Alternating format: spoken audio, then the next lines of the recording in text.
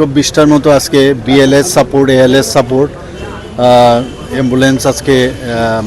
এখানে এটাকে দেওয়া হয়েছে, ডেডিকেটেড টু সাফারিং পিপলস। তো এখানে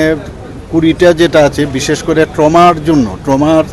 ক্ষেত্রে বহু জায়গার মধ্যে অনেক পেশেন্টের সাংঘাতিক সমস্যা আপনারা জানেন।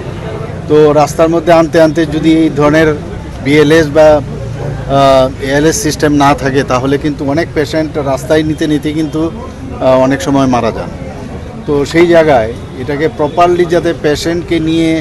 হাসপাতালে নিয়ে যাওয়া যায় তার জন্য এই যে আজকে 24টা এই বিএলএস মেইনলি এএলএস সাপোর্ট সেই ব্যবস্থার জন্য আপনারা দেখলেন খুব সুন্দর গাড়ি এবং খুবই ভালো গাড়ি এবং টাটা কোম্পানির থেকে এগুলো নেওয়া, এবং এতে করে